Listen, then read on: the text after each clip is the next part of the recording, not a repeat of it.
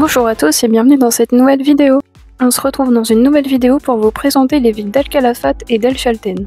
On a fait ce voyage de 25 jours en Argentine à l'occasion de notre voyage de noces. Vous pouvez retrouver sur notre chaîne des vidéos qui vous présentent les villes de Buenos Aires, San Salvador de Jujuy et Salta. Vous retrouverez la suite et fin de notre voyage sur la ville d'Ushuaia dans notre prochaine vidéo. Si les vidéos de voyage vous intéressent, n'hésitez pas à vous abonner et à activer la cloche. Dans ces vidéos, nous voulons vous faire visiter les pays avec nous et vous faire découvrir la culture. Et c'est parti pour la vidéo! Si vous voulez plus d'informations sur notre organisation pour ce voyage, sur le budget, les transports, la nourriture et des conseils plus généraux sur un voyage en Argentine, n'hésitez pas à poser vos questions en commentaire. On est en train de préparer une vidéo questions-réponses sur le sujet qui sortira à la suite de nos 4 vidéos sur le voyage. Nous avons pris l'avion depuis Buenos Aires. Le vol a duré 3 heures. Lorsque l'on est arrivé à l'aéroport d'El Calafate, nous avons pu apercevoir le lac argentin. On est arrivé à l'aéroport. On va prendre un bus, puis on va aller direction El Chaltén. On va manger un petit bout. Moi je vais prendre une bondiola. Et moi une focaccia. Et après c'est parti pour 2h30 de bus. Alors ça c'est une focaccia. Et ça c'est une bondiola. Et c'est parti pour 2h30 de bus depuis El Calafate direction El Chaltén. Nous avons choisi d'aller directement à El Chaltén pour avoir ensuite 2 jours entiers afin de faire des randonnées. Le 3e jour, nous avons repris le bus tôt le matin pour arriver tôt à El Calafate. Ainsi, on a pu avoir le temps de visiter la ville. Nous avons réservé nos places dans le bus avec l'application Busbud. Il s'agissait plus précisément de l'agence Chaltén Travel. Le bus était très confortable. Nous avons longé le lac argentin pour aller jusqu'à El Chaltén. Nous avons vu des paysages magnifiques sur le trajet.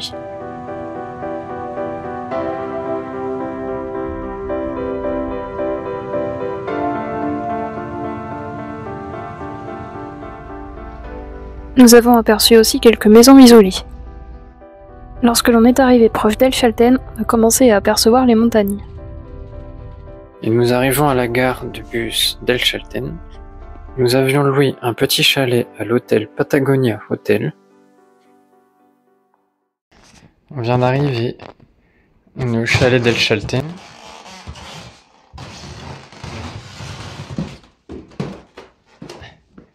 Ça grince pas mal, hein? Là, il est 22 h. On a une petite cuisine. Voilà, un micro-ondes. Là, c'est la chambre pour 2 petits lits. Et la 2e chambre ici.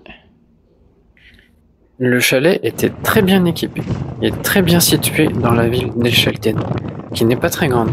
On est donc à 15 minutes de marche de la gare de bus, 5 minutes des commerces et 15 minutes de tous les départs de randonnée. Voilà le village d'El Chaltén. On va partir faire notre première rando. Pour cela, on marche 15 minutes pour sortir d'El Chaltén et c'est parti!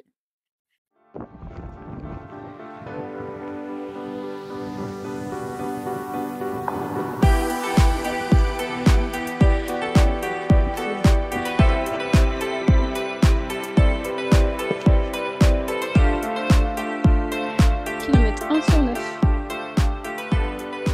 Ah, c'est magnifique. On est au mirador de la cascade de Marguerite. Et là-bas.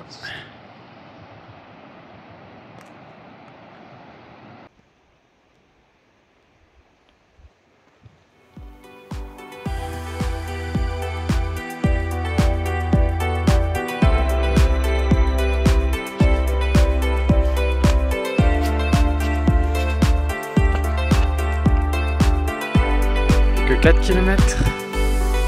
Puis après on va manger devant le lac.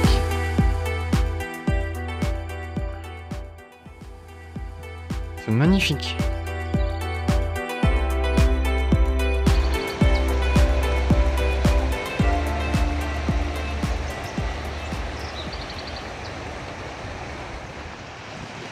La randonnée était très bien balisée.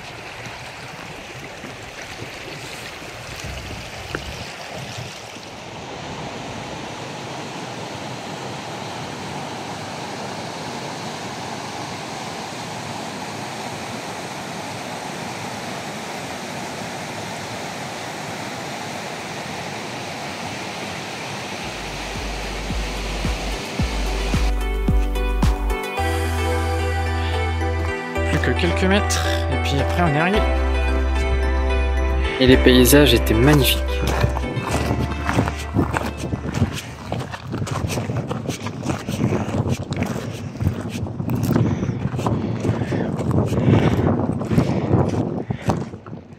Enfin arrivé pour manger.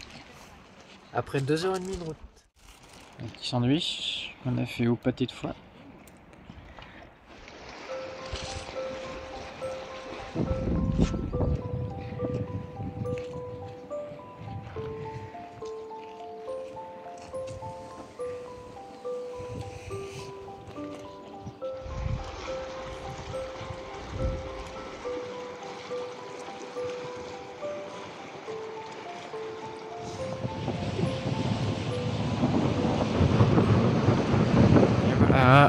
On arrive sur El Chalten.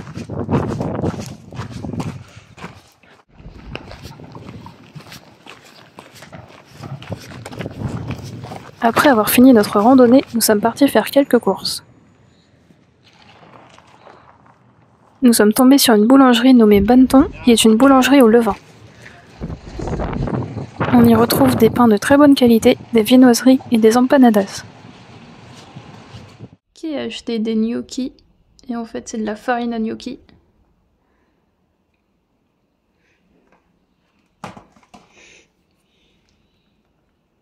Plus qu'à faire la pâte à gnocchi maintenant.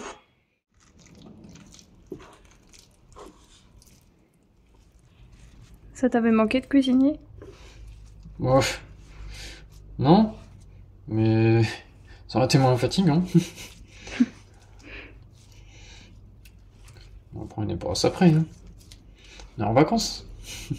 Après 20 km de marche. Non, un peu plus. On a été visiter le village après. Oui, parce que ça suffisait pas.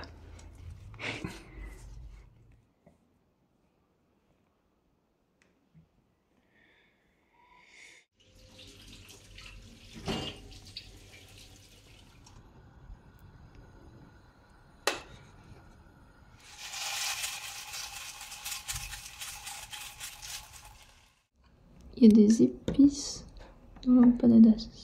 Bah moi c'est un libertin au dulce de leche. Et moi, un roulé à la cannelle.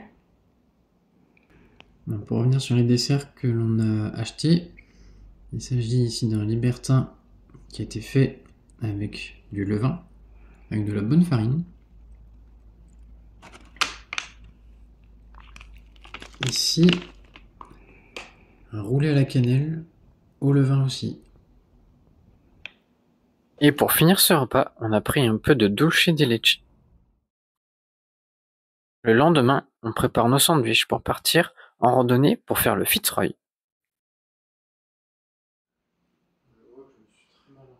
Parti pour le Fitzroy. En marchant jusqu'au départ de randonnée situé à 15 minutes du chalet, on a vu beaucoup d'hôtels.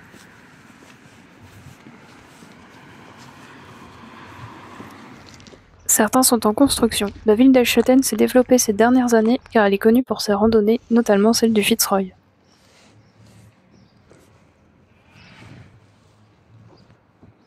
Pour accéder à cette randonnée, il faut rentrer dans le parc national des glaciers. On vient de commencer la randonnée du Fitzroy.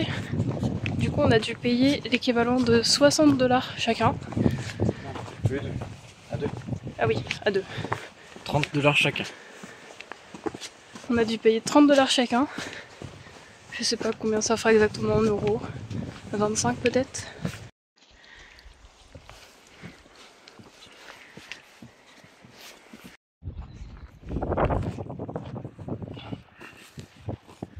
On voit d'ici le sentier, là où on a été hier, au Laguna Torre.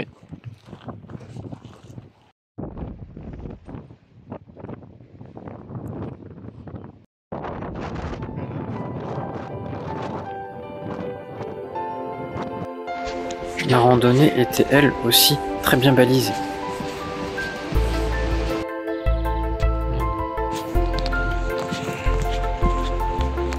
Au bout de 45 minutes de marche, on aperçoit déjà le Fitzroy. On ne sait pas encore où l'on va arriver exactement, cela nous paraît encore très loin. Mais la vue est déjà magnifique.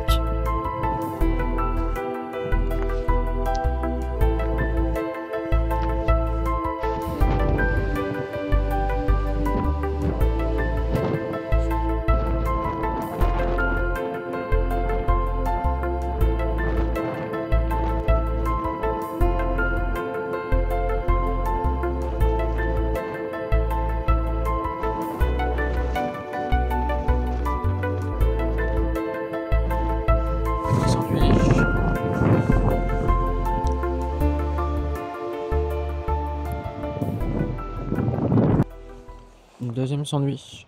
Jambon et mozza. Il y avait beaucoup de monde qui faisait cette randonnée, c'était assez rassurant. À un moment donné où l'on s'était arrêté pour manger un peu, un monsieur s'est arrêté pour nous proposer de nous prendre en photo. C'était super gentil de sa part et on a donc une belle photo en souvenir.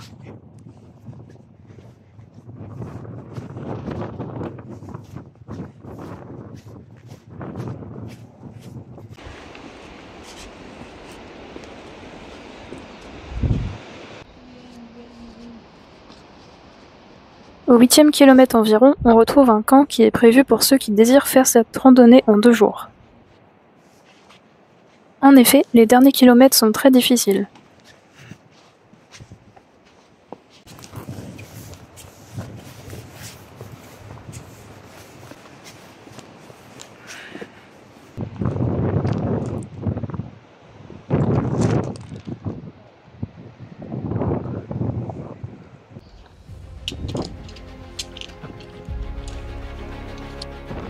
Plus on se rapprochait du sommet, plus il y avait du vent.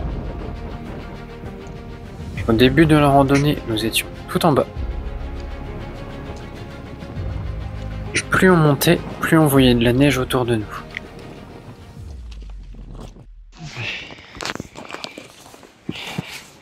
On est au sommet, et voilà.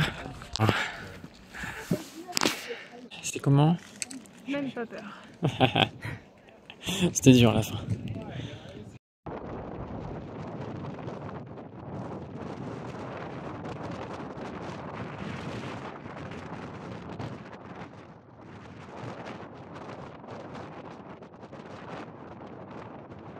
On est arrivé. Voilà. 8 heures de marche. Plus qu'à descendre là. Et on est rentré. En rentrant, on s'est arrêté au Banneton pour prendre des viennoiseries. Le lendemain, on reprend le bus que l'on avait réservé la veille directement à la gare afin de payer nos tickets en espèces, ce qui nous permettait de profiter d'un bon taux de change. Si vous voulez plus d'informations, vous pouvez regarder notre vidéo sur Buenos Aires, où l'on précise des détails à ce sujet. Et c'est parti pour 2h30 de route, direction El Calafate, afin d'aller voir le glacier Perito Moreno.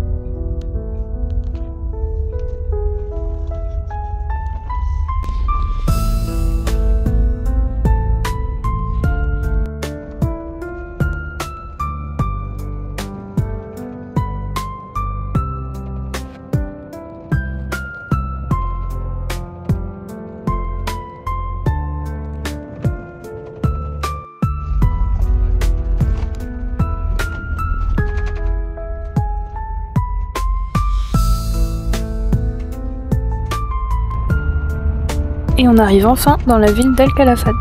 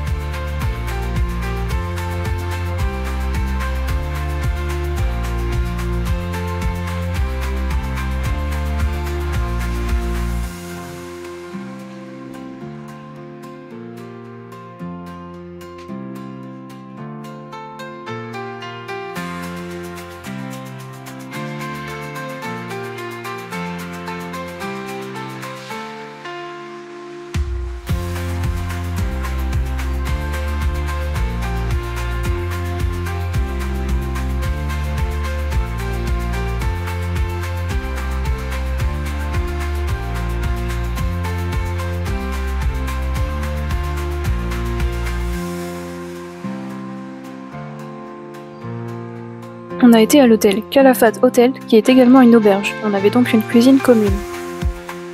On a donc été se préparer un café. On a ensuite été visiter la ville.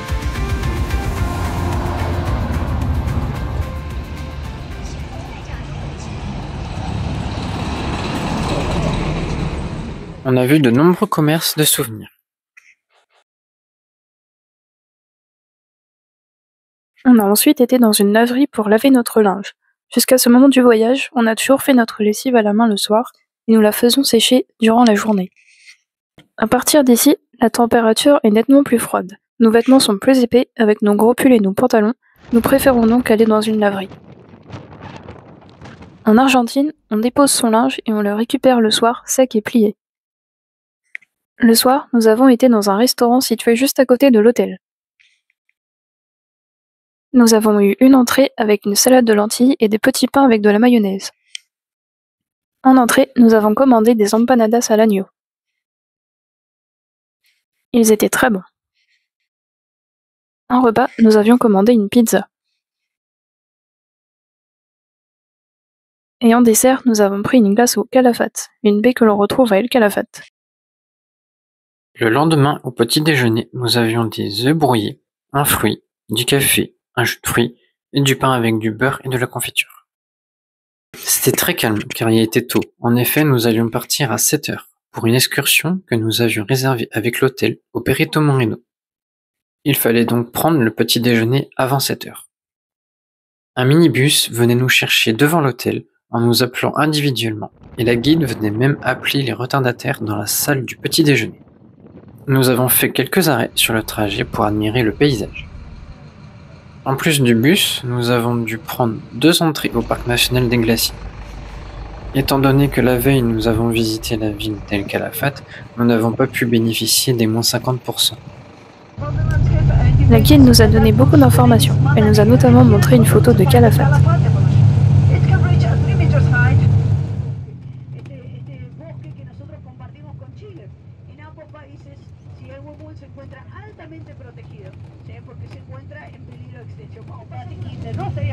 C'était intéressant, mais difficile de tout suivre.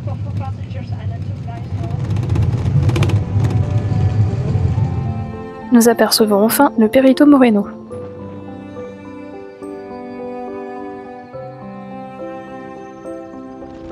Des passerelles sont aménagées partout pour voir le glacier. On est au Perito Moreno, juste derrière.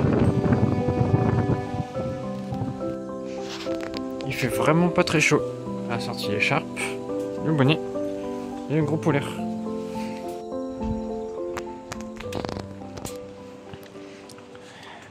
Ils ont mis plein de passerelles. C'est bien pratique. Ça permet de longer tout le glacier. Le glacier craquait en permanence et parfois on a assisté à des morceaux du glacier qui tombent. Cela fait un bruit assourdissant et c'est très impressionnant à voir. Mais évidemment, on n'est jamais en train de filmer lorsque ça arrive. On a réussi à filmer la fin d'un morceau qui est tombé.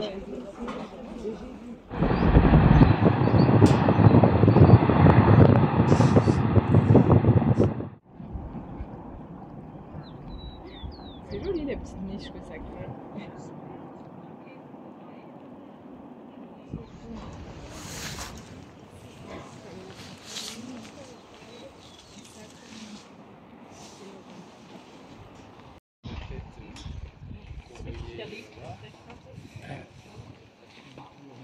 La même folle.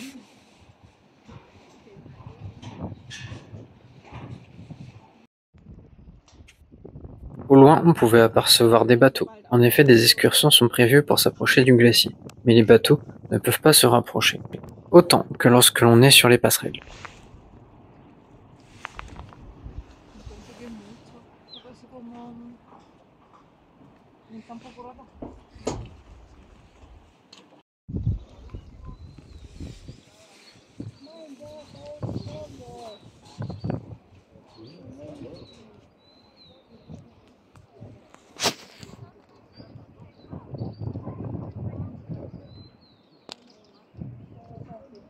Yes.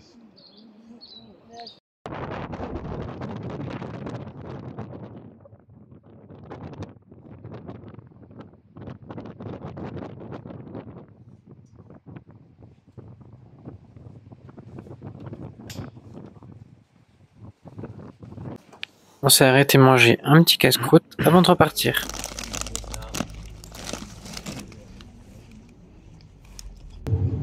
En rentrant, on a pu voir de nombreux animaux sauvages le long de la route.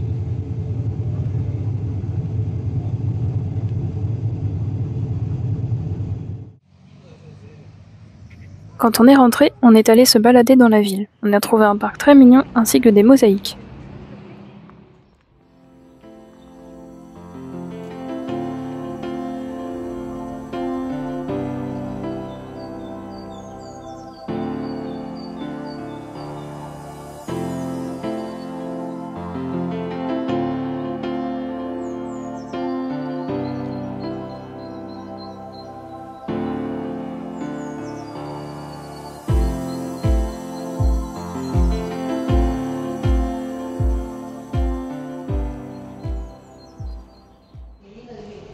Lorsque l'on est rentré, on s'est fait des panchos ou hot dogs. Et on a fini par des alfajores. C'était très bon, mais très sucré. Le lendemain, on a voulu aller visiter le glaciarium.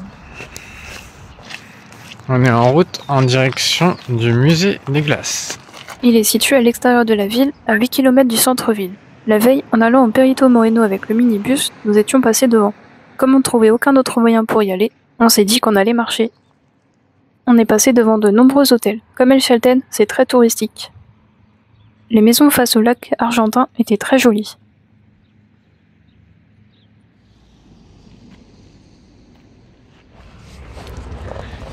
Il nous reste 4 km.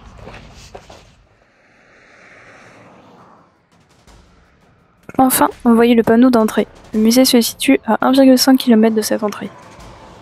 Et puis à 1 km de l'arrivée, nous avons croisé une voiture avec un couple d'Américains qui nous ont proposé de nous amener jusqu'au musée. On hésitait, on allait presque dire non, puis on s'est rappelé qu'il nous restait 1 km plus 8 km pour le retour. Alors on a dit oui. Et en arrivant devant le musée, on a vu une navette comme celle que nous avions pris la veille qui s'est arrêtée. Tiens, on n'a toujours pas trouvé comment prendre le départ de cette navette, mais sachez que nous avons pu la prendre au retour. Et en plus, le retour était inclus dans le prix du billet.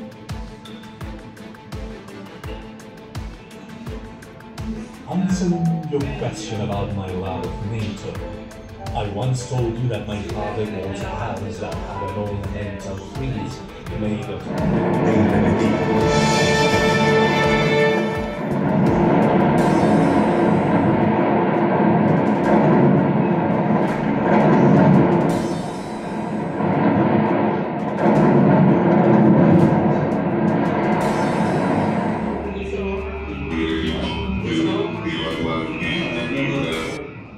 Il y avait 3 tarifs possibles. Un tarif avec que le musée, un tarif avec que le bar, et un dernier où on pouvait avoir accès au musée plus au bar de glace.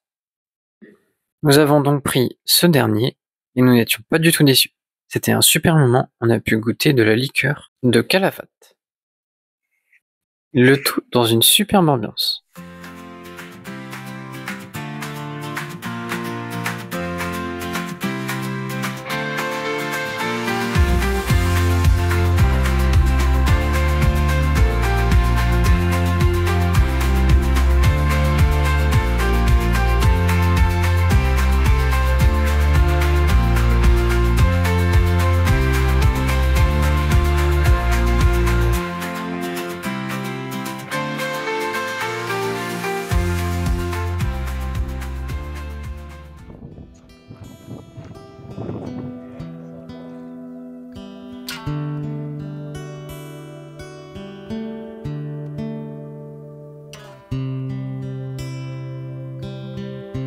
Et c'est parti pour le retour vers le centre-ville.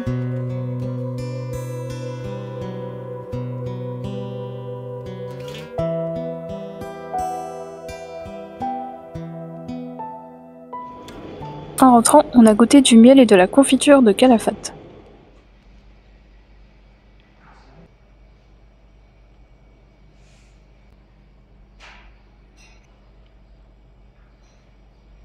Sans plus. C'est du bon miel, mais sans plus.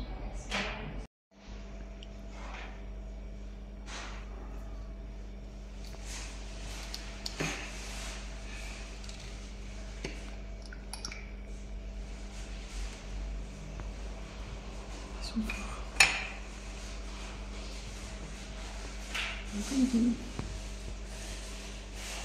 C'est totalement qui.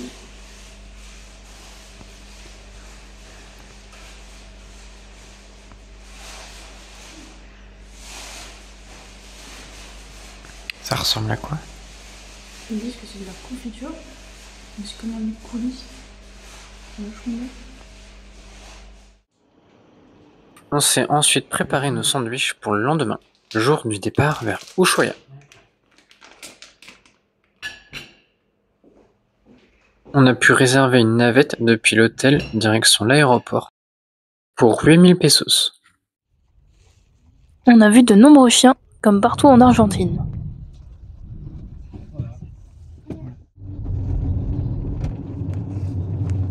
Et c'est parti pour l'aéroport. Pour rejoindre Ushuaia, on avait 1 heure de vol.